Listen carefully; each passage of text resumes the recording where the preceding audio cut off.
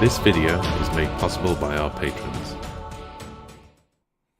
Hello everybody and welcome back to Metabreakers. This is the episode where we finally give you your bang for your buck and have some people who busted open essentially the biggest meta that there is, which is the Age of Sigmar World Championships meta. We're joined by Rune. Hey. And Alexander. Hello. From Team Denmark, who, in case you didn't notice, have just won the Age of Sigmar World Championships. Also joined, as always, and maybe unfortunately, by Luke. Hello, guys. But yeah, so fun for us here at Metabreakers is there's a lot of cool stuff that Team Denmark did with their lists. You know, we were sort of just talking before the show about exactly what you say the meta is. It's definitely going to depend where you come from, but I think there's some cool choices that Team Denmark that you guys did that is different from the other people at Worlds. There's a lot of copy paste going on, and you've obviously got the strong factions in there, but you definitely made some cool, interesting choices. But so before we get into that, if we just want to have a little bit of a warm up, what were your guys just sort of immediate thoughts and reactions after you guys won? Right, that must have been pretty sick. How did that feel? That was incredible. It was insane. I mean, going into that last game, all the last years, it was the final rounds in round 3 or 4. This last game, we were 2 points ahead of France. Woo. So playing against Belgium, that's the little brother, their friends. Just seeing their phones through the game, just pinging all the time. It was insane. And we know every point counted. And I made a mistake the last 20 seconds that cost me 4 points. And I was just like, fuck. Yeah. That's gonna cost the game. Yeah, that's the sweat. Yeah. So that's a roller coaster. So when they came in screaming, I was the most incredible feeling ever. I mean, the journey there, that was sick. Yeah, I was also I was getting ready for talking with the refs because my opponent, lovely guy, but he did an ability after he clocked out, and I didn't pay attention at the time because I was pretty exhausted. Yeah. And that meant I lost the game instead of win it, and I was ready to talk to the refs oh my god, he's not allowed. Yeah. The guys just shouted from the streamer table. All right.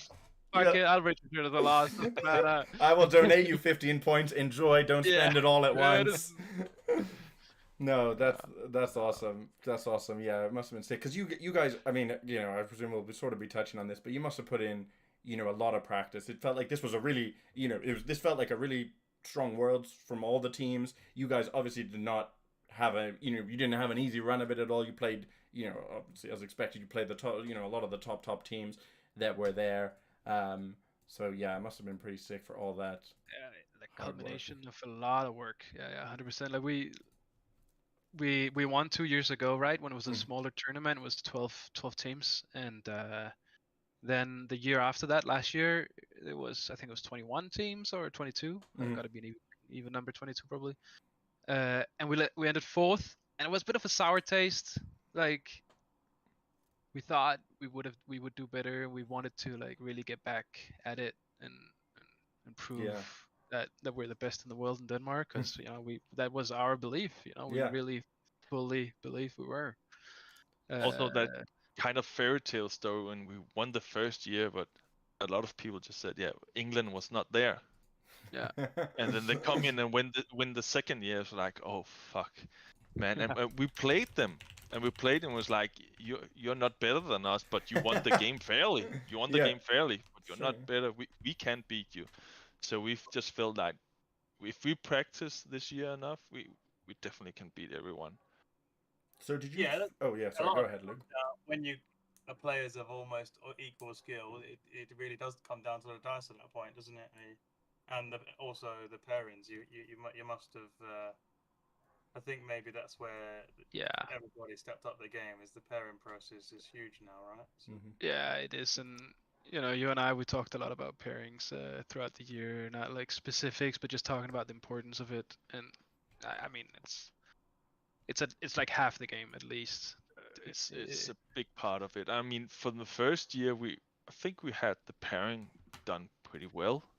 And then we got a system for it the second year, and now we fine-tuned the system this year. So it's really really good, and all the small details we put into it. We also put a lot of hours into it, of course, but all the small details just tell us a lot through the pairings and going into practices before the pairing. So most pairings we knew what people would put out, maybe first or second defender, and that just meant a lot for the process for us going into the games. Yeah, I'm very interested to see how pairings evolves, because it's interesting that you touch on knowing what people are going to put out, because I do a fair amount of research into game theory optimal pairings, and they're like, it's getting to the point now where basically, the math sort of says the optimal strategy is that you should be bluffing some percentage of the time. So you might be like, this is my best defender on this mission, but actually you should only be putting your best defender down maybe 60% of the time, and 40% of the time you're putting something else down, just so your opponent can't necessarily predict what you're going to do and counter predict. So it definitely felt like there was a leveling up there. So, also one last thing I did want to ask before we get into the Metabreaker stuff is, do you feel like between last year and this year, where you came fourth and then first, do you feel like that was just, okay, you had a second shot at it and this time things went better? Or do you feel like you also really leveled up between that time and this time, or both? I think we were better this year than we were last year. I think, like, personally, my level of play was not better this year than last year. I think I actually understood my own list and could play it better than what I could play this, because I just had more practice. I got a new son. Is that how you say it? I think that counts. A son of more. A couple months ago, so I wasn't able to play a lot. So a lot of my prep was just thinking about the game, not actually moving models about. And I think in our team, we had a better understanding of the game as a whole this year. Like fully understanding the matchups, the way to do all of our games theoretically, and then executing on the table perhaps less. But yeah, we were still able to pull through, at least on my part. Yeah, for sure. Yeah, I mean, I think there is definitely, as you said, about, pairings isn't just the pairings process, but it's also understanding every single matchup. You can get into a green matchup, but if you don't know how to play it, it's not going to be green. And it's also understanding the players on the team. Yeah. Because a matchup is not just a matchup. Yeah. It's also, do you want to play this kind of game? Do you want to go into that kind of list? And is it a good day today? We have Casper with a C on a second day. I think against France, he was just like, I want to go under the bus. Because he needed a game where he could play from behind and do kind of stuff like that. And you need to listen to that as well. So don't just always go out and get points and always get under the bus. We had that more than this year, but you need to have the mental strength to do that, and that's something you need to think about in the pairings as well. That's cool. Yeah, cool to hear. Yeah, like the emotions of the players. Sometimes players do better when they're obviously. It's a simple thing to say, but sometimes they might just need that day where they need to get that green just to get their confidence up. Yeah. And like you said, they want a harder game, and they get harder game. Or get the red actually, and be able to get points through that. I heard a previous podcast, I think, with you guys talking about like reds and greens, and I think that I love being in a red matchup. I fucking love it. Like just seeing the confidence of my opponent wither away. Oh my god. That's the thing. Like I think if you're at a singles tournament or something, right, and you get the draw and you're like, oh, nice, I get this list that my list counters. You're like, cool, that's going to be a nice win. But at Worlds, it's very different, isn't it? Like, suddenly, there's this pressure on you from the rest of your team to get 18, 19, 20 points in this game against a world-class player, and they're not playing an easy list, you might be favored. But even when you play something like Lumineth into Gith, maybe the most polarized, and you're like, maybe they do just roll under their bravery, right? Maybe, they just unbind the spell on a 12. All that stuff is so much more pressure. Whereas, as you say, when you're put into a red matchup, you're just like, I've already won. You're like, either you win and no one's surprised, or I get 5 points and that's like a win for the team. So definitely for me. But I think, as Luke says, some players, it's like they prefer just, staying on a good winning streak. So as you say, Alexander, it is very important to consider the psychology and just the players, the mood on the day.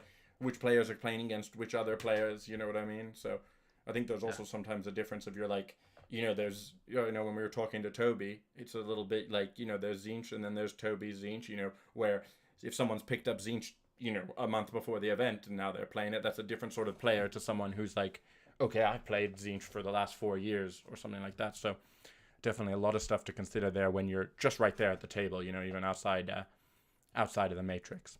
Okay, cool. A lot of cool stuff there. So now getting into the, they said the name of the movie sort of thing. Let's look at some of the Metabreaker stuff. So we're going to start. I don't want you to have to completely rehash your tweet, which I have linked for people in the description, Rune, about your Lumineth list. But if you wanted to give us, I think in terms of the Metabreakers, again, everyone was bringing Lumineth, but you expect the list to be Techless and 40 Sentinels, which is, you didn't bring any Sentinels at all. So maybe you want to give people just a quick run through of sort of what you were thinking and why you sort of brought this, what we're calling a Metabreakers list today. Yeah, for sure. I think that, Alexander and I would talk a lot about, Alexander's my sparring partner mostly on building Lumineth lists, and I brought this list because I thought it was the best. I didn't bring it I didn't bring it because I thought that people wouldn't be able to prep for it. But that was obviously a bonus to say. Like, yeah. Of course, people would have had a lot of prep games against Sentinels, knowing exactly how to play that game. But it wasn't the driving point for bringing that list. It was honestly just trying to read what I would expect the lineups to be from other people's other teams, and constructing a list that would beat those. Instead of theory crafting about how to make a good list without a specific opponent in mind, then maybe you just build Sentinels because that's all around good. Yeah. But I'm really thinking about what would other teams bring. And then of course you can end up reading that wrong. Yeah. And then you'd be out of luck. But I think I read it right, and I think also if you look at the stats now, you can see Lumineth plummeting in win rate. I think they're below like 45% or something now. Good. Because people are continuously playing Sentinels. Yeah. Into stuff that doesn't work there. Yeah. Well, often it is just being that one step ahead, and you did kind of just touch on it there. And I have this quote here, which is, you sort of said, and again, this is in your tweet for people who are reading it, but you said, although the advantage may seem modest, I wanted a sub-faction that could deal with the armies that some people would usually think countered Lumineth. So, did you manage to get much of that in the pairings? Like, did you manage, and we can sort of talk about it for other lists, but did you manage to catch some people out where they were like, oh, traditionally I'm good into Lumineth, but so they were happy to go into your list, and then they realized they were in trouble? Did you get some wins like that over the weekend? I think the biggest one, I think my biggest two ones were probably, well, I got at least three thinking about it. Yeah. Okay, yeah. Yeah, just like trying to think about all the games. Like the last game that was against Beast of Chaos. With the Be'lakor and Bulgors. Sure, yeah. Which is traditionally very hard for Lumineth. Fucking impossible. Like we matched our guy into that as often as we could, and I think we had it down as in our sheet as an 18-point victory for Beast of Chaos, right? That they would just slam that one. But I had prepped against Casper, our Beast of Chaos player, with my list, and if I didn't lose all the turn rolls, I would win, and if I lost all of them, it would be a draw. Sure. Yeah. And that's how it unfolded against Belgium. Didn't win a turn roll, but I still lost because of the thing. Yeah, because of the clock, intro, yeah. Right? But yeah, it was super tight. Very different from an 18-point game. Yeah. And also against Archaean, which can also like battle shock on the Sentinels. Yeah. Because they can't take it with the 12. He's hard to kill. Get all the points, get on the board. It's hard to move up against an Arcane list to take the objectives. Yeah. But managed to get a 20-point victory there. And then against James, that was probably the under the bus game for me, where I got paired into James from England on 200 zombies. And I On remember the the pairing. paper, on the paper, it's Yeah, I under remember the the bus. pairing. Alexander was like, It's impressive to be the army for sure. With "You can that, take this one." Alexander told me, "You can take this one." It's like, "Yeah, I'll take it. I'll take it." And man, That's some of the stuff in believing in the player, because I know Soulblight better than Rune, I guess, because I've played it a lot, and I know Rune and his mentality. I'm just like, you can play this game. If you're not winning it, you will get 8 points, and that's fine. Yeah, for sure. I mean, we had one round. We had Nathan Watson, who we've had on the show. He's also part of Onwards. He's a very good player. He was playing Gits, and he had this Slanesh list as an orange matchup.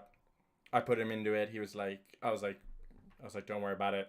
You're gonna win. He texted me from the table. He was like, I've accidentally lost Grinkrack and I've lost turn 1 priority. And I just told our spare player, I was like, just write on the sheet that he's won 13-7, because that's what's gonna happen. And then I think he won 12-8. But sometimes you just gotta be like, no one wants this, that's left, so we're just gonna give it to a player who we know who's got the chops to just pull something out of the bag. Yeah. Absolutely. But no, yeah, that was cool. That was a bit, and it was, So for it's interesting to hear. Obviously, we'll do more when we have our game tomorrow. But I took Alfarian this weekend. We did a team tournament, but I still took like 30 Sentinels because you had the cow. Yeah. But I know you love the cow, but I definitely think Alfarian was more of a key to the Lumina, because Lumina has always struggled with people like they hit your screens, kill your screens. If they get a turn, you're going to lose 20-0. Or they hit your screens, and then you're kind of just trying to play a trade game where you just don't trade very well anymore.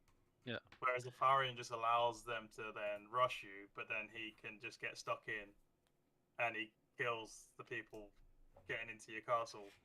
Exactly. So it was good to try it and see it in a. Because I always wrote Alfarian off because he wasn't very good in the old book.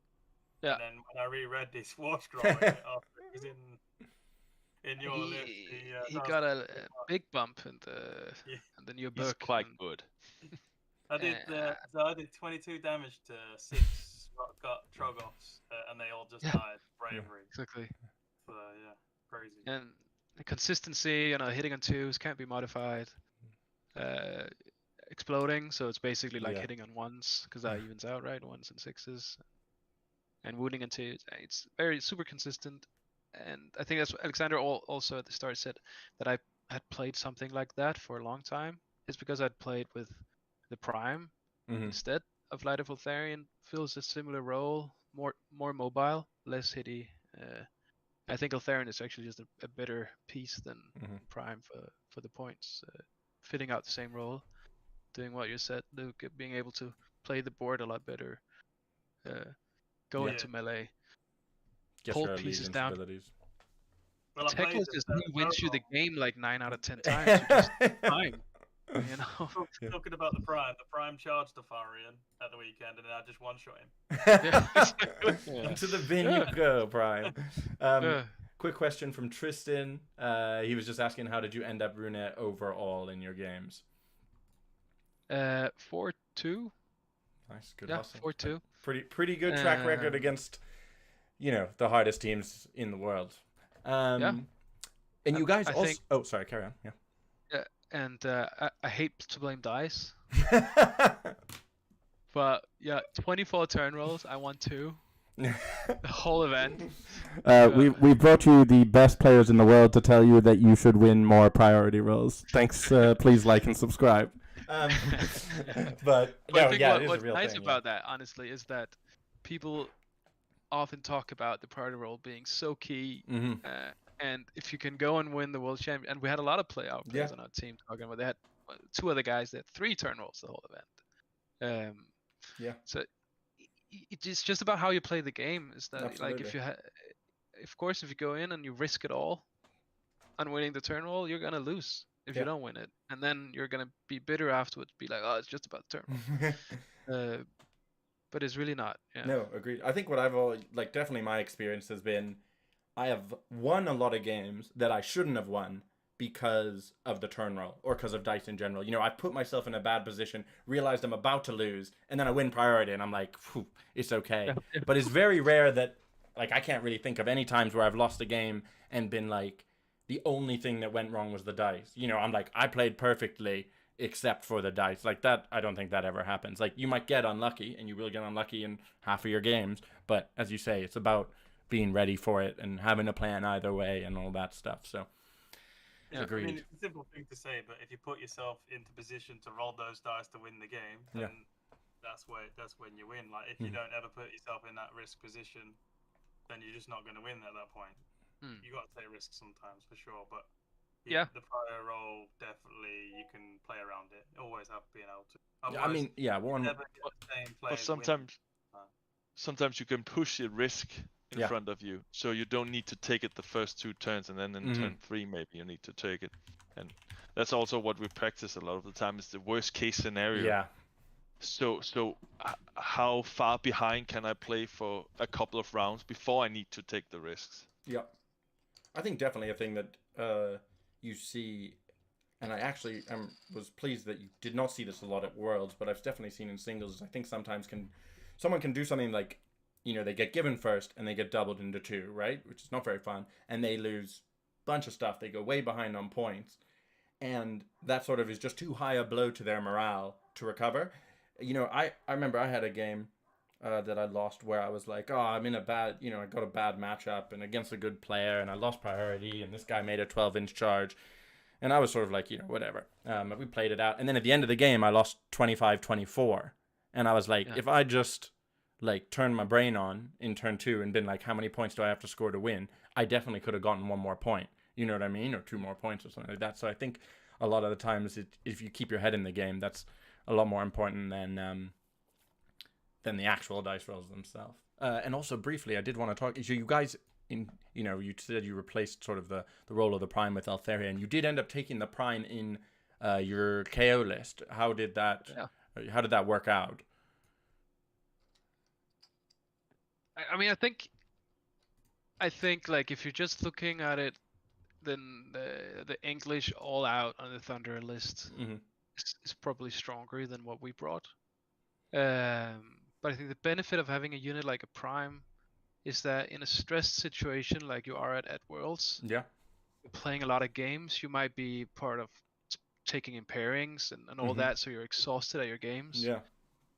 The Prime is so good at exploiting that.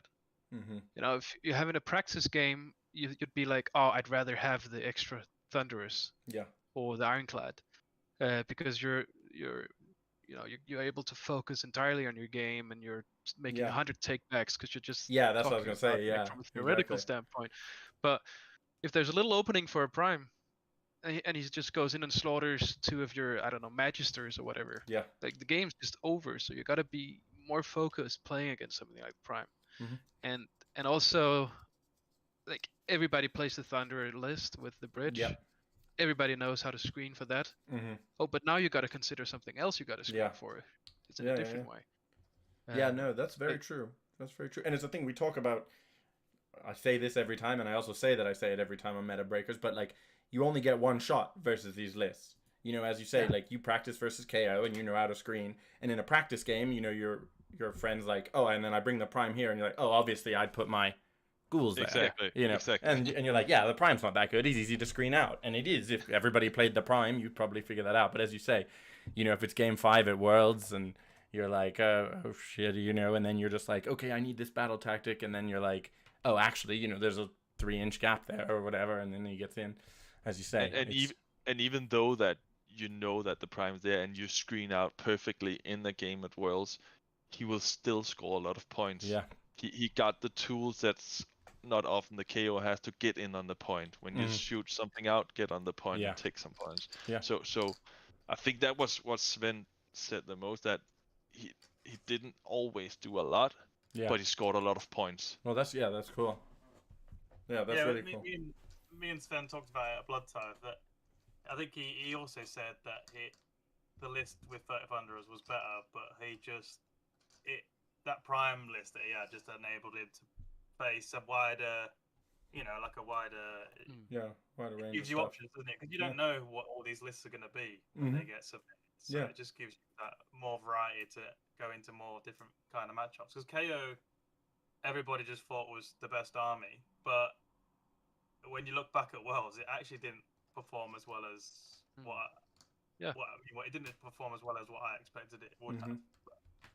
I think again, a lot of Danish people. was our slam dunk list. Like, I think he got 18-point average for the whole tournament.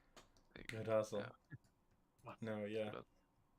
Slanesh was strong. I think especially Oh, because yeah. it sort of it came out just before, like it came out sort of in that window where, people were locking in lists and stuff, and so as you say, like there's not. I think KO and Gitz and Lumineth. I would say those three armies are the armies that I saw the most people practicing against, and in a way they're kind of easier to practice against, at least Gitz and KO and Lumineth a little bit, because they sort of do the thing. You know what I mean? Like with KO, you're like, I need to screen so I don't get shot, and then I got to try and kill him. However, my list is gonna kill Thunderers or outscore them or whatever. And so, whereas I think when you have these other armies that if you haven't practiced against as much, there is actually a lot of sort of wiggle room to do fancy stuff, especially in Slanesh, and also I think you saw a fair bit in Khorne. That's a hard army to sort of get your mind around. I mean, the Slanesh list you had was just pure efficiency, and if you paired it right, and then watching it play, just everybody thought Be'lakor, but if Be'lakor doesn't roll a 3-up, then Slanesh is just gonna get murdered. But that list, we already had him. In Be'lakor in the Beast, right? Yeah. I think for sure Be'lakor Slanesh list is also strong. It's really strong. That was one of the biggest headaches every time in pairings, because we don't really have a good answer for that. Yeah, I think people maybe slept a little bit on just the sort of, a little bit of new book phenomenon of just Slanesh was just just very strong. Like you can't necessarily point your finger at exactly the one thing that you're just like it's really efficient, got really good war skills, really good allegiance abilities. It just does the stuff. It plays the game really well. It's something we found, like I think immediately in our team, like when the new books come out, we have a couple of guys evaluating them. Not everybody, because got to be sensible with a bit of efficiency and stuff. But we pretty quick. We're like, okay, we gotta have them on the team. I think we missed our mark on Khorne. We should probably have had Khorne instead of Slaves to Darkness. Can't get 8 out of 8 right. Yeah, agreed. What do you reckon drop for Khorne? What? What army do you reckon you would have dropped if you think you missed the mark on Khorne? Slaves. Probably our slaves list, Slaves, He used to play Khorne, didn't he? He's playing a lot of Khorne, He is the Khorne guy. We have 2 Mordens, both are Khorne guys. I definitely think Khorne was also one though where it came out for us and we were like, look, we should definitely have Khorne, but it wasn't like you could just tell someone, all right, here's the Khorne list, go play it. Like, I don't even know if people have figured out what the optimal Khorne list is yet. You know what I mean? Like, that is a complicated army with a lot of options. So it was sort of, we ended up not having it because we were like, the people we had who had enough time to play hundreds of games were already locked in on like Gitz and KO and stuff like that. So it became, sort of, there wasn't enough time to say, okay, we need you to read this book, play 100 games and figure out the best list. But I think that is, I think it definitely was very strong. And I also know that worth it sometimes. Yeah, right? agreed. Yeah, you're not going to get more points from doing that. Yeah. Oh, Toby actually just asked basically the question that we were just talking about. He said, did you guys have some flex players ready to jump on Khorne and Slanesh, or did you have a huge pool of the best players for each army to choose from? So this is sort of what we covered, but I don't know if you have anything else to add to that. We had some kind of flex, you can say. Both Malde and Morten were flex, because Malde have played a lot of Nurgle. Sure. And Nurgle was not really that good. They Yeah. were not the place we wanted, and he has been waiting for Slanesh for so long. So he wanted to change Yeah. army. So when it came in and was just like it's good. So it was a perfect fit for him. Yeah. So he wanted to play that army. That's perfect. Morten yeah. also wanted to play Khorne, but I guess we got on the bad list at start. That Mhm. didn't really work. So we didn't dare to take it. Sure. We knew that the slaves list was a solid pick, Yeah. not the best pick, but yeah. Yeah. No, for sure. And we saw that. And I think probably- we saw that all over with slaves. Sorry, go ahead. I think slaves was probably the only list that was like a net list. Mhm. You know, it's the straight copy paste of what Yeah. everybody else was playing. I think with the Yeah. Vanguard was like what Phil was playing, for instance, Yeah, in sure. the UK, right? And it was our worst list. so Yeah. I'd say that like nothing against. the We are ones firing saying shade it at was England at against every Phil, opportunity. Alexander, you beat 12 Vanguard 2 times in a row now. Yeah. So we are. I've never lost to Vanguards. We are. That's perfect. A perfect segue to getting into to Alexander's list. So again, similar to the Lumineth, where it's not completely different to anything we've ever seen, but you do have some changes in here from a lot of what you see in traditional Tzeentch. You don't have a block of 20 pink horrors, and you've got the sort of Warcry guys. You've got the 20 Splintered Fang and the Untamed Beast. You've got the Bray Shaman, who we do see more often and less often depending on what's going down. So do you want to just give like a quick rundown of sort of how you ended up at this optimized list? You also don't have the Cockatrice. I know you're a Beast player, ended up taking the Cockatrice. Yeah. And one of the things I was also wondering was how you felt about going, because I think most of the Tzeentch lists often end up at 1 drop and you've gone up to 6, and how that affected it and stuff. Yeah. If you started with the last question, I Sure. gone up to 6 drops, and that actually meant that I was worse off in mirror match. Sure. So I didn't want to go into a mirror. Yeah. I can still play close because it's a mirror. Mhm. So many things can Yeah. happen. But that was not the better thing for me to do. Actually, a small detail that is the best thing I did that nobody did is I took 2 spells on every caster, and I had 2 spells on my Magister. So he got the Bolt of Tzeentch. That means that I can snipe out things that I need to snipe out, and that's one of the biggest problems in Tzeentch. That kind of list when you don't have the mirror, because that's on Lumi, and you can actually often lose games because you can't get those key pieces out of the way. So that was actually one of the best things about it. And Splintered Fang, that's one of the other things. Yeah. It's like there's a lot of combat armies that if you have the Cockatrice, it's a dice roll. It's a 4-up dice roll. If you don't roll a 4-up, you're gonna get blown away. Mm-hmm. There's so many things that can just blow you up now, and then you need to have something to hit back with. And the Splintered Fang is just insane for that point value. So that was why the Splintered Fangs came in there, and Did also they- the. Sorry, what? did the Splinter Fang do what was expected in practice? Did they do what you thought they would at Worlds? Yeah. Yeah, they did definitely.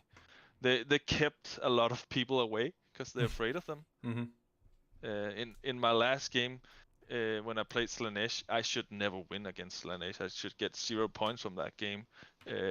I got 8, almost won at 12-8. Mm-hmm.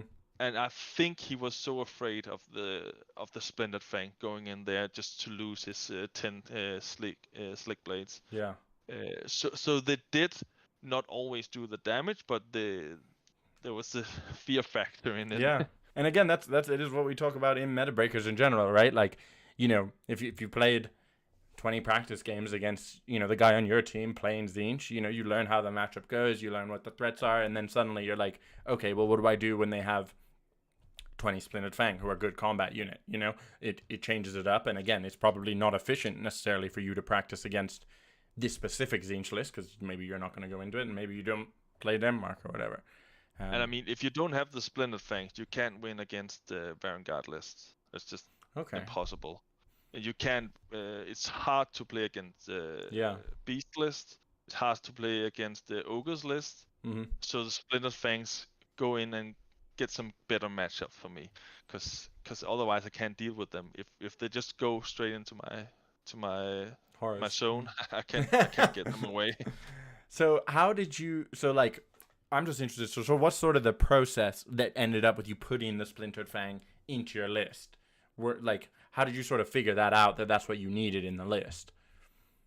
I've been playing scenes for years and years. Uh-huh. So I have so many games of them, and it's always been the same. Really, it's like you do the magic stuff. Yeah. You have all your small, and then you have your small cannonballs you have to send out. Yeah. And that's a really good role for the Sangors. And the Sangors have the more wounds as well with spellcasters. That's good when you have all the birds on the table. But I found out most games it wasn't enough.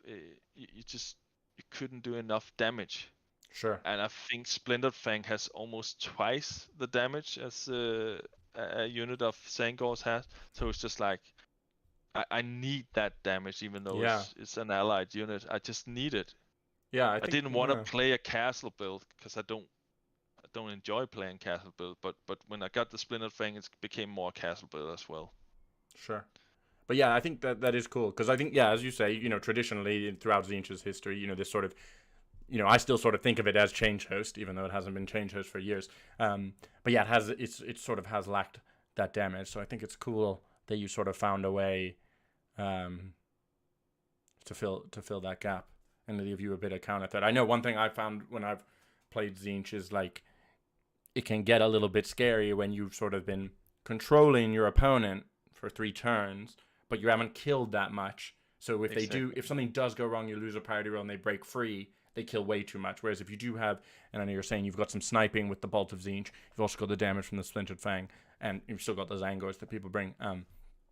That helps you sort of mitigate that in terms of you have a bit more damage to kill them as well as controlling them. The Untamed Beast for you were also quite massive, right? The Untamed Beast with the Sigil, yeah.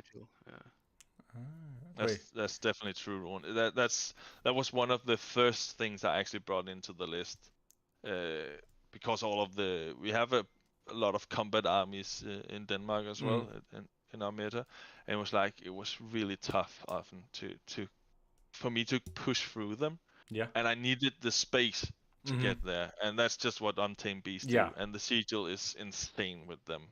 In a way, yeah. I guess those Untamed Beasts also. Like, again, I feel like one of the reasons often Tzeentch is going 1-drop is so that it can, you can sort of guarantee to make your space if you have to. And you're sort of seems like you're saying you're getting a lot of that just for the 90 points of bringing the Untamed Beasts, of reclaiming some of that board space, that board control back. Exactly. Yeah, that seems really cool. Again, yeah, really cool. Really cool, I think, for people watching. It's just like these are the sort of things you can come up from playing an army for a very long time, basically, and that's not to say that if you obviously you can pick up that list and you can practice them and you can do well with them, but it's sort of hard to be the first person to figure out the next step, sort of like what you were saying, Rune, about the Light of Eltharion. It's like you got to play the army so many times that you realize in every one of my 50 games I'm frustrated that I can't do this thing, and then you're like, well, what could do it, and I think that's really what you get from playing. Then I want to say, I don't think Tzeentch in my list is that big of a Metabreaker list, but I think my mindset is thinking the Metabreaker. So it's all the small stuff. How do I actually use the Galician battalion for my Splintered Fang, so they can fight in 2 ranks, and how do I actually set them up behind my screens and stuff like that to use them well, to charge through my screens, all that kind of stuff. There's all the small details I think about. No, absolutely. I think sometimes there can be a conflation with Metabreakers, as in, being like, okay, I took a really shitty list from the bottom, I went 4-1 with Cruel Boys, which is still meta-breaking and is still difficult. But I think, as you say, there is also the flip side of that, which is saying, if I'm going to play against the best players in the world, how do I get a 5-10% advantage when I'm controlling for being put into missions that I like? And if I can guarantee that I'm never gonna play against Khorne. Can I do this? Which maybe you can't do it singles. So I think as you said, that mindset, that grind set of being like, yeah, I really am gonna squeeze every inch out of this by being so in tune with this army. I think that also that also counts as meta breaking. And like again, we saw that when you guys sort of smashed up Worlds. I think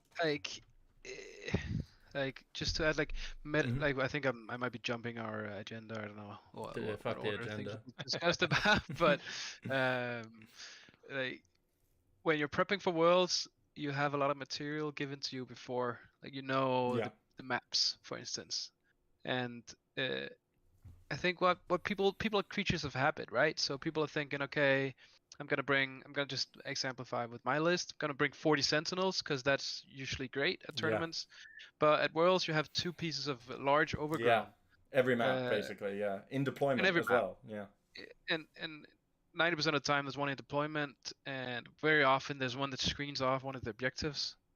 And so you might be thinking, oh, that's not an issue for me because I've don't play with that at your local tournament. Yeah, absolutely. You don't have any overgrown in that. But you might do in England, I don't know, but we don't have that very often. No, absolutely. Yes, I think it's also defining the meta. You're breaking the meta, but you're actually just thinking about what is the game that you're going to be playing. Yeah. Which might be different than. Agreed. the I think meta that you're in. I think that ties in a lot to just what is it to be good at Age of Sigmar in a world where everybody is getting much better, right? Like I think we definitely saw, at least for me, I felt like there was a long time where in Age of Sigmar you could sort of get by on your natural gamer instincts. You turn up, you make a bunch of good decisions, and that can win you. You bring a good list, and that'll win you a singles tournament. And you might be going to Worlds and be like, look, someone needs to play KO, and you pick up KO, and you don't really have time to think about that overgrown, for example, right? You're like, look, I need to learn the list. I need to practice. I need to learn what Lumineth does, so I play against them. I need to learn what Gits do when I play against them. And you're not really going to have time to push those teeny incremental changes or think about like how to abuse the overground when you're picking up the army still. So it's really about putting in that prep beforehand. I know our Gits player, Nathan, again, he played enough games of his Gits, was really repping them out, that he was like, look, I'm actually happy to play against Lumineth if I have to, because he was like, I can sort of put all my, if it's on a certain mission, I can put one unit of Squig Herd inside overgrown, and then I can sort of do this, and then like I'm set up to knock it 20-0, basically. And again, it's like this sort of, I mean, this, I'm sure this is just essentially marketing by me, but there is sort of this element of Metabreakers where if you right now decide you're only going to play Cruel Boys till the end of time, right? We can presume that at some point Cruel Boys are going to get buffed enough that you spam like some 600 Hobgrot list, and that's really important to play. And if you're the guy who's been playing Cruel Boys the whole time, you can be the person who figures that out 1 month before everyone else does, and whether that's at Worlds or at a singles tournament or whatever, it's sort of that is where you start to see these benefits. It helps you think about the game in a different way, which maybe doesn't come up if your goal is just like grinding singles and going 4-1 or 5-0 depending on how X and Y goes. It's really like pushing that next level of like sort of good player to great player. And with terrain like the Atharian change, you could use impassable terrain to just block off big units getting into you. Mm-hmm. Doing like the 300 style. I remember like last year the impassable terrain. People that took Archeon and like Iron Jaws. More crushes. Yeah. They were just, the list was really good, but in World's environment with all the impassable terrain, instantly it just wasn't good because literally because of the map. Yeah. Exactly. I mean, I had that infamous game with my Gargants where neither me nor my opponent noticed that we'd actually sort of deployed the impassable scenery illegally on the table, but it turned out the gaps were too small for Gargants to fit through, so the game was just over basically on turn 1 because I just had to pass a turn to get Gargants into the middle of the table. But even if we had set the table up properly, like playing with that with like, as you say, practicing the actual terrain and seeing where you can fit a base and stuff like that is going to change the game a lot, especially again singles tournaments. A lot of the times there's a TO running 40 tables, they don't have they can't have the sort of that terrain on every single table. Cool. So next up is so did you face much in terms of this is basically in terms of Metabreaker armies that you guys played against rather than played with? So did you guys face obviously we knew what the lists were coming. Was there anything that really like surprised you? Was there anything you faced where you're like, whoa, I didn't expect this? I know I was sort of surprised that France ended up bringing Iron Jaws sort of as that 8th list. I don't know what you guys thought about that. So yeah, just Metabreaker stuff that other people brought. Just wondering your thoughts on that. Yeah, Alex and I had to talk about that before.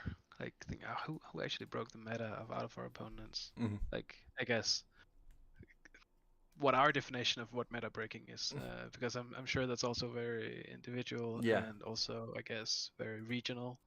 But I think overall USA had a lot of meta breaking lists. Yeah. They took engine riggers instead of thunderers. Like everybody wanted to play thunderers, obviously, and they took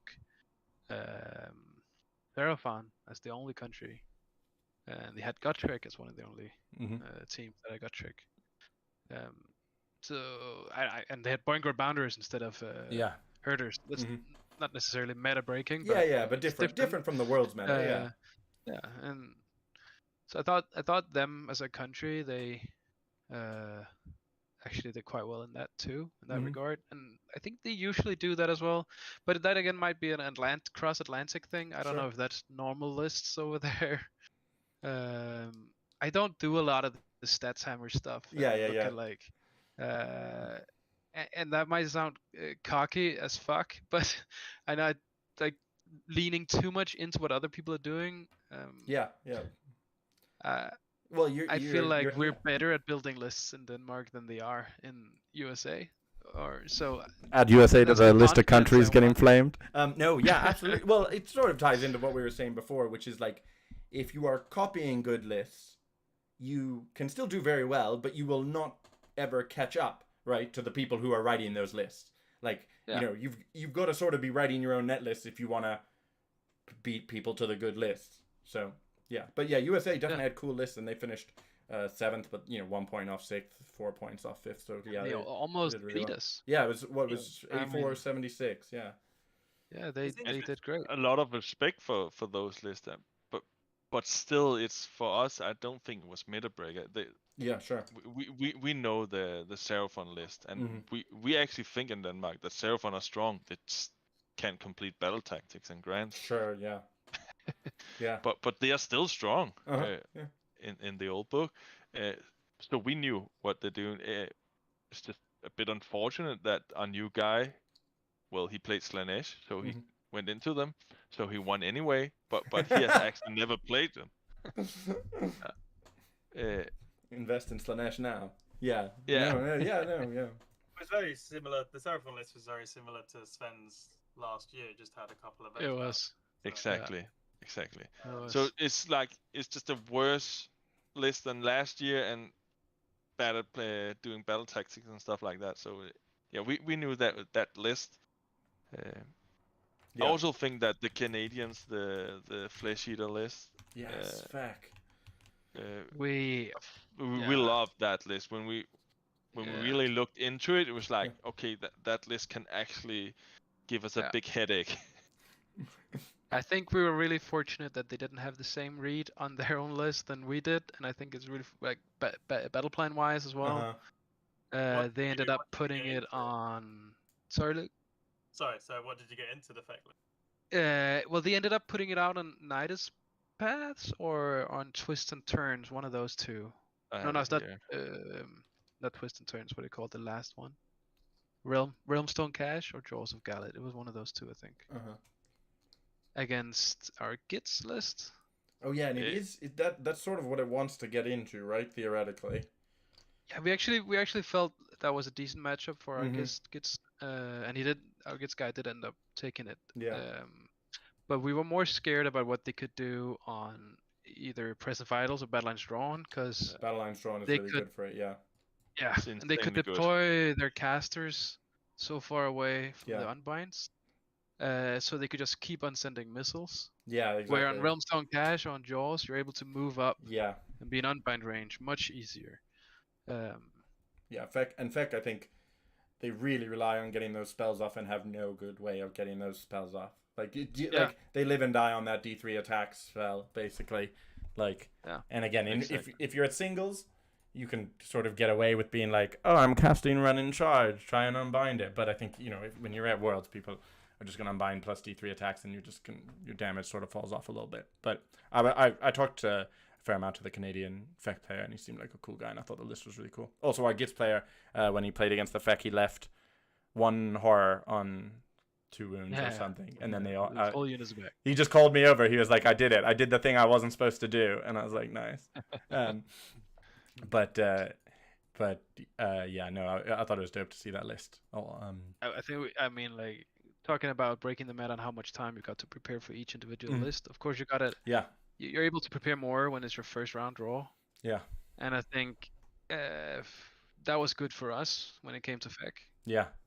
Because we had like what I think we do good is that we don't like what's the English word? We don't think about a list and we look at it's just so bad. Yeah. Well, you can't at Worlds, right? You got to respect it, and when it's your first round draw, you're able to put in enough time to prep against it. And I think a lot of our players were actually surprised. Like when we prepped it, and I'm actually getting murdered in this matchup. Okay. Yeah. Gotta play differently than what I thought. And it slaps. It slaps. If we have played Canada in the second or third round, we would not have practiced against it. Yeah, for sure. Our practice is against what we think are some of the top teams. So we practice all those lists. Yeah. And of course, if they don't have the meta list, if they didn't have Gits, we will still practice Gits, because when there's 23 of them, of course we will need to know how to play against them. Yeah. So shout out to Patrick from Canada. I think he was awesome. Yeah, it was dope. Luckily for us, like I play Feck all the time. I play basically that list with flayers instead of horrors. So when we put our Gits player into it, he was like, I hate you, but he was like, I played against it like so many times, so he was fairly confident going into it. Okay, so we've touched on it a couple places here. This is sort of a personal question for me, which is about list building and meta breaking in whatever extent we're talking about it. When you're thinking about it, so if we were thinking about doing it for next Worlds or whatever, I'd be interested to know, you know, obviously you can keep your secrets as you see fit, about like, if you're going to tweak a list, you know, as you're sort of saying, you sort of, I think, sort of managed to do both with your Lumineth. But in general, are you thinking about like it almost from a pairings perspective of where you're like, okay, well, you know, if we do pairings 10 times, like maybe my Lumineth is going to end up facing, you know, these armies and I'm going to be playing these battle plans. And so I want to optimize for those. Are you more concerned with like being like, I want to make sure that I can get points out of reds, or I just want to make sure I always get 20 out of greens, or a mix of all those things? Are you just sort of, I guess maybe the question is it just, how do I make this best version? Well, what's the balance between how do I make the best version of this list, just full stop, and how much you're considering the specific opponents that you might be playing, given that you have sort of the pairings process on your side? That's a lot of good questions. How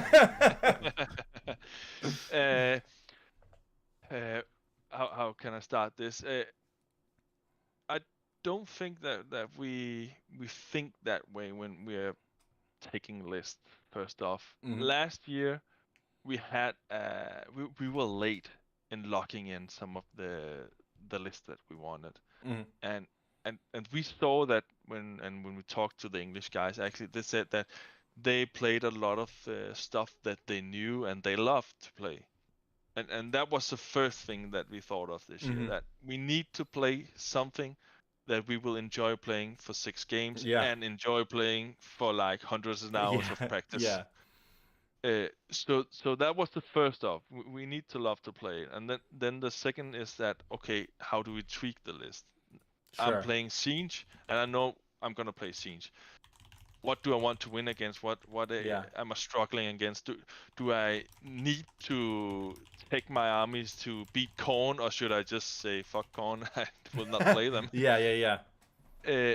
And what are the things going into this? And then we start to play, and I guess what I think is one of our strongest advantages, I don't know if everybody else doing it, is like we often don't play games alone. So if I play against Rune, we will have one or two guys looking at our game. Yeah. And we will be commentating all the time, and we'll be tweaking all the times, and we'll be playing worst case scenarios. Yeah.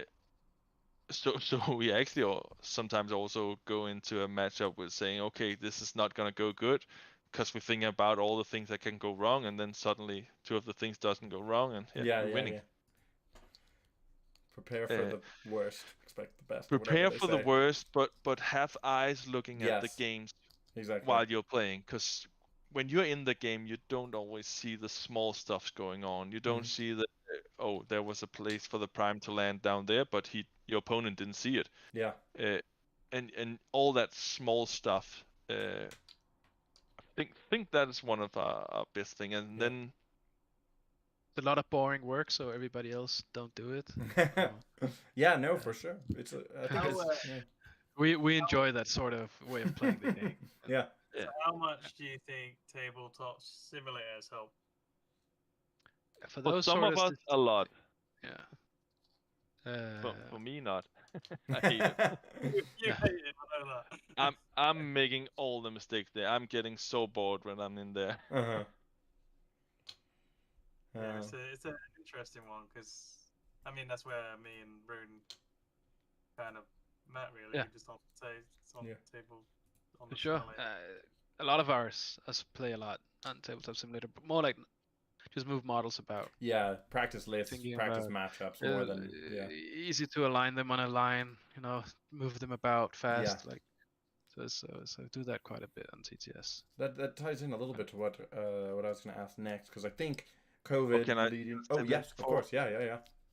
Because I also think one of the greatest things about a team is also the team spirit. I mean, don't always just do practice weekends to play. Do it to enjoy yourself as well. We do that. The first practice weekend is half practice, half having a party, get to know each other.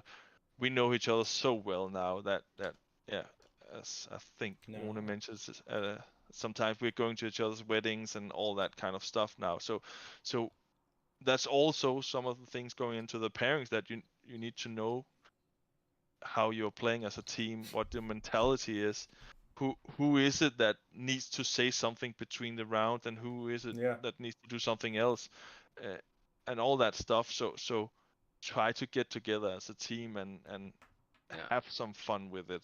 Yeah, as well. I think it can sound incredibly cliche and like saying, but like having trust and being able to push each other and be honest towards each other has been, I think, a massive part of us on our list building process. Like if I would just pretend, if I imagine myself in a team where I don't know the guys very well, and someone is playing a list that I think is bad, then putting that towards him, in a way that he will actually accept what I'm saying and actually reflect upon it, instead of just, but I smashed the guys at the local club or whatever, and I won a 5-0 tournament because everybody was scrubs. Like, how do I then transfer that and have a proper discussion about it? But in our team, we're able to have that any given Sunday. And absolutely. I think that works. That's very important. I think also it's important, right? Just in terms of being a human being, right? If you're gonna say, who are these people that I'm going to spend 100 hours on TTS or in real life or whatever, and then at the weekend, right?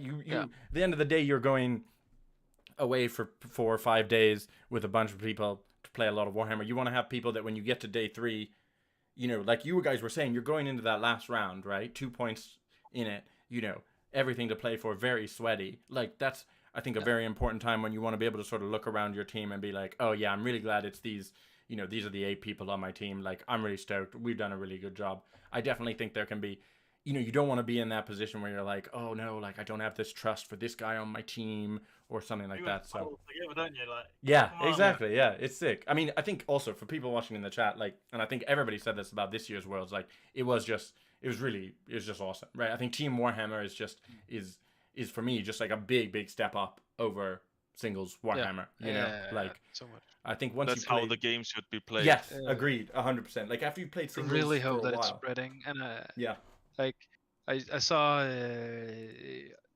Rob's from Honest Wargames reflections upon like battle plans at Worlds and Mhm. rounds, and yeah, I really hope that we won't go in that direction, because I really enjoy battle plans being different, pairings being a part of the game. Mhm. It's not just rock paper scissors. yeah, It's not about being unlucky on your pairings, Yeah. random pairings.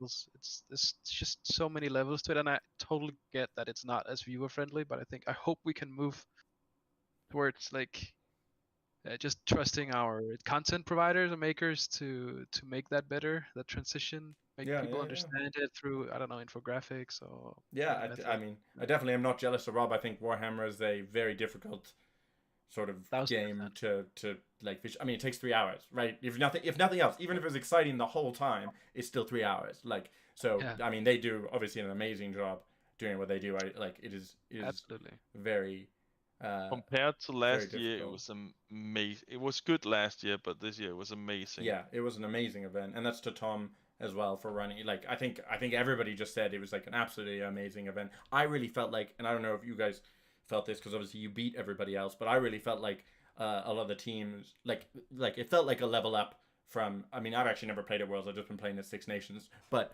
it feels like people really like, especially in the pairings. Like I would discuss with the other coaches in between the rounds, and it really felt like everyone was on the same page. Where they were like, you know, both of us would be like, oh yeah, we put this down because we thought you'd go for this, so that then you'd get this, and we were like, yeah. It really feels like the scene as a whole, maybe because of TTS and COVID and all that, has really leveled up. I don't know if you guys, do you think it's leveled up? Do you feel like now everyone's leveled down? That's why you beat everybody, or what do you reckon?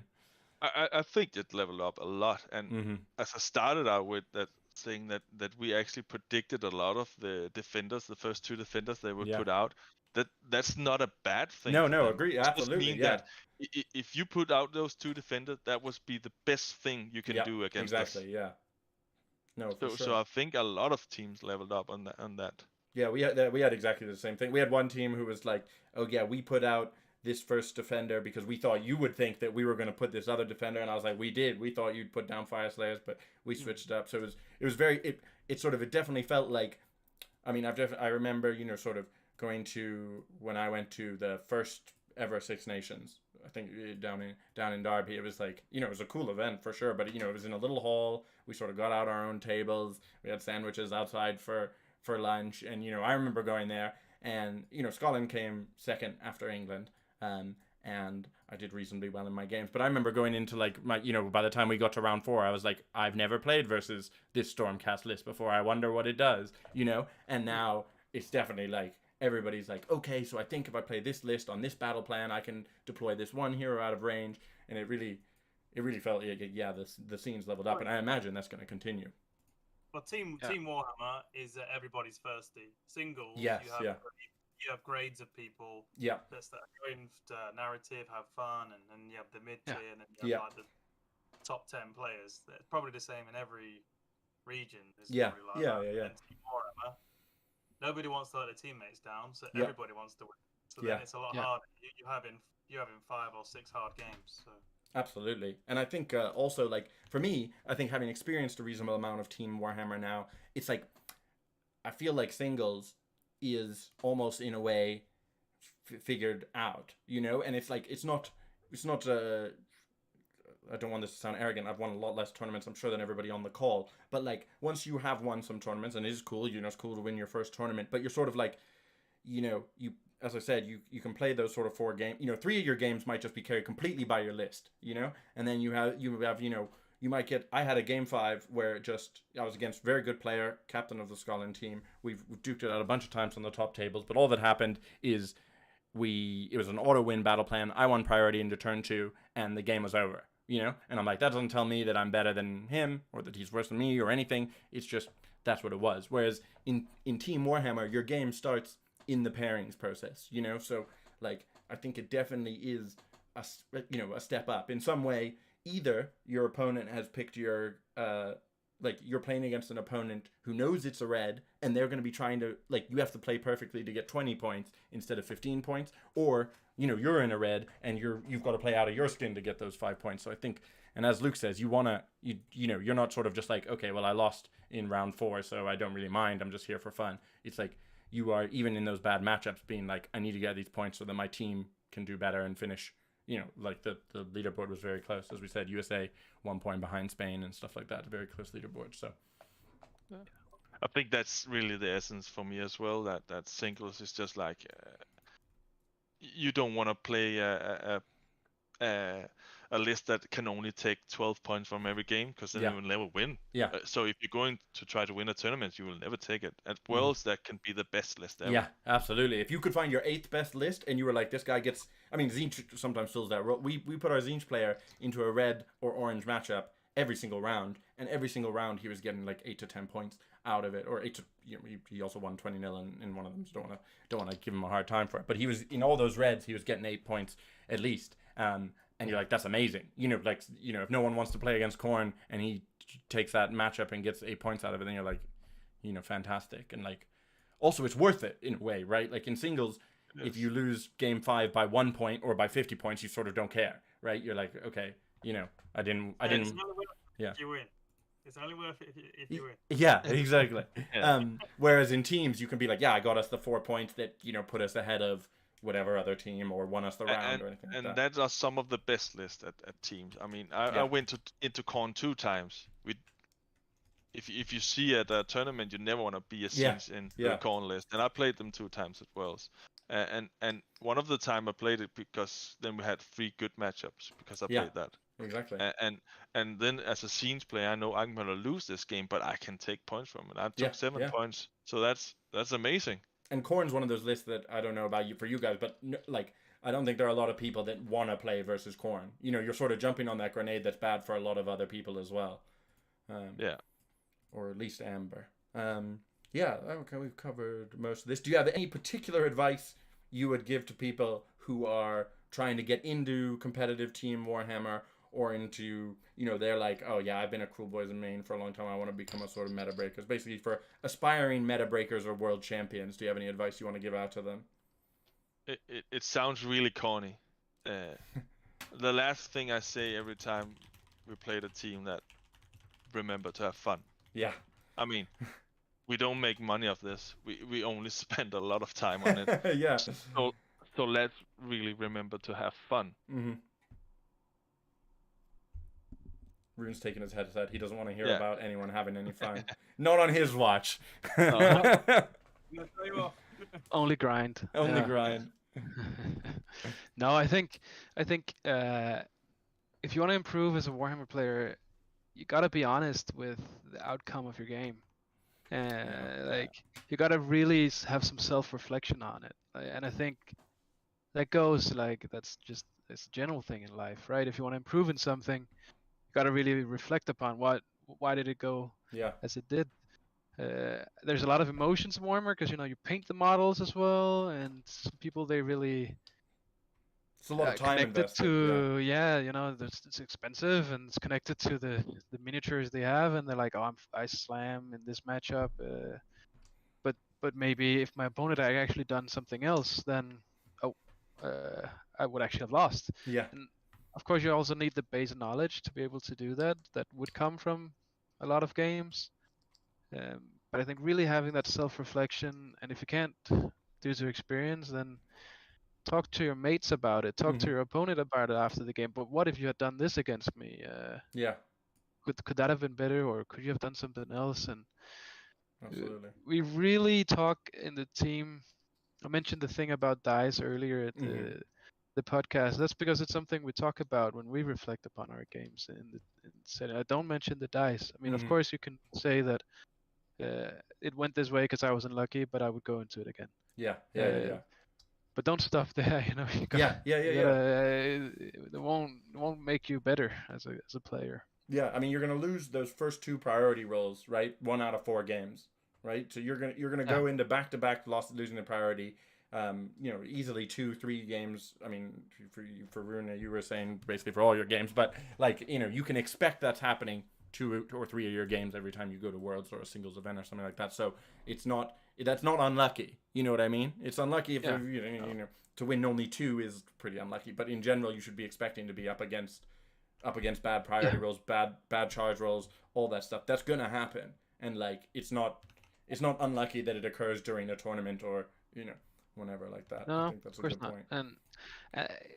And that's just another. Just we were talking about the benefit of teams.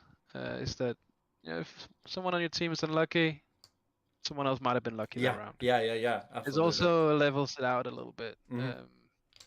A lot less frustration in that sense, because it sort of levels out very often. That's why I can't blame DICE, because it does. Yeah.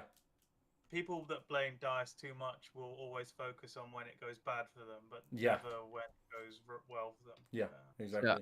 Like you don't think about the fact that you maybe are making like 3 7-inch charges in one turn, and you sort of don't think that's very lucky because you're like, well, it's 7 inches.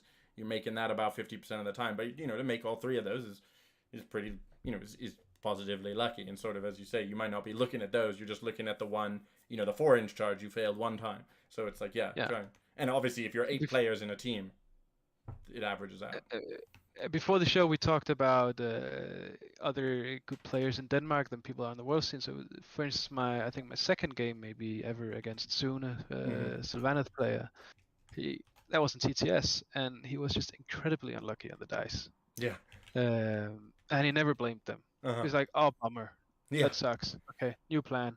And back then he wasn't as versed, so it took a long time to figure out the plan. He was he's not very good on the clock, but he never blamed the dice. And and I think that's one of the reasons why he has seen that improvement in his game. Like, yeah, absolutely. Again, as you said, like analyzing your own play is how you improve. Yeah. At the end of the day, like if you lose games, who cares? Like if you're taking winning strategies away from losing games, that's going to pay dividends forever. Yeah. And Rune started out with saying, be honest about it. Yeah.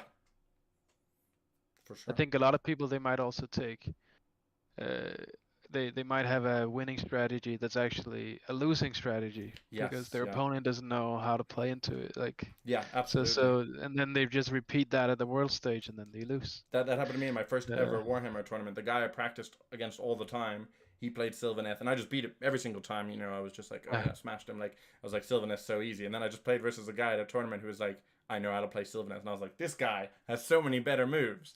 Like, and like if I'd been. Toby in the chat just said, "Who do you fear going into next year?" And JP secretly put Scotland. That wasn't me. That could have been anybody. In the.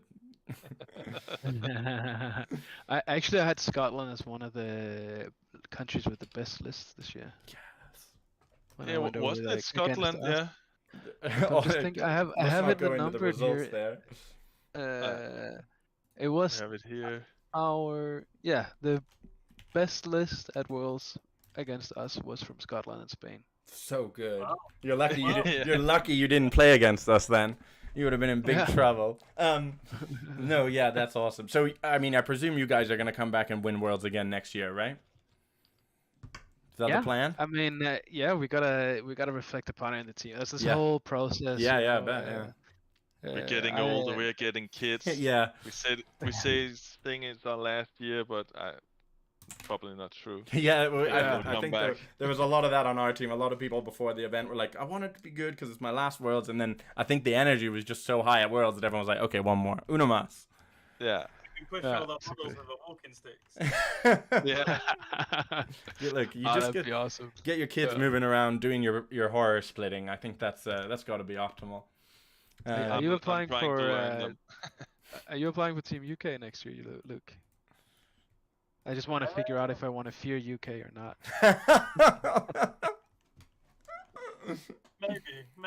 Maybe. I might come back. We'll see. Might get out of retirement. He's just waiting to see if they miss him or not. No, that's totally cool. So we managed to get through our entire agenda plus a bunch of interesting stuff that you guys brought up. So thanks for that. I don't know if there's anything you guys want to cover before we call it a night. I could be Yes, talking thank- for hours, I think, about the game Yeah. in general, but Yeah, I mean, there's always that. I mean, I think there's always the danger of just wandering off into the weeds talking. I mean, I think that's one of the most fun things about going to Worlds, right? Is everybody goes to the bar and just talks about fucking squigs for 6 hours until 3 a.m. You're like, this is the best weekend. But It's also just so nice that even the most competitive players still want to help other people yeah, get better. yeah. Because then essentially it helps them then get better because you yeah, want to play exactly. the best. You want to play the best because you're not playing for money. You're just playing for bragging rights, and that's the whole point, right? You want to have fun, like Alexander said, but you want everybody levels up, and then you have better games. Yeah, I think we're just super curious about understanding something to its fullest. Really understanding this universe of competitive Warhammer and like helping people get better. That'll also help you get better, right? And it gives you more people that will listen to you talk about Warhammer. And I think again, for people in the chat, if you're like thinking about like, oh, I don't know about, whether I'm good enough or it's too competitive. Honestly, it's just so much fun. Like, honestly, like Worlds this year, I think Worlds this year easily best event I've ever been to. Team Warhammer in general, it's just really fun. You get to, spend all this time, leading up to it, prepping with your teammates, you getting texts at 11 p.m. being like, who wants to come on TTS into the Gits mines? And it's really a blast. So like, if you're thinking about getting into it, or even not Worlds, just team events around, wherever you're from or anything like that, I definitely would recommend it, and I'm sure everyone else would here too. So yeah, that's super sick. But yeah, I think we've covered most of the Metabreakers stuff. We veered off that probably a while ago, and we just gave everybody sick life advice for making good Warhammer decisions. But yeah, thanks a lot, Thank you guys. Well, thank you for making this content. Yeah, thank you. It's a lot. this will probably not be the best one, but I've seen a lot of your other Metabreaker stuff. And it's really good. Yeah. No, yeah, it's awesome, and thanks for winning Worlds with off Meta List so that we could do this. If you guys just keep that up, just make sure next year you got even weirder lists, but you still win. But yeah, so thanks a lot. It's a bye from me. Luke, say goodbye. Thanks guys. Thanks for coming on. Bye from Rune. You guys around. And Alexander. Yeah, bye, and thank you for having us. Yeah, amazing. And thank you to all our patrons who, make this content possible. And if you like this and you want to see more stuff and you want to be ready for these same two guys to be back exactly 1 year from today, then make sure you like and subscribe and all that good stuff. And otherwise, just, have a good night and catch you later.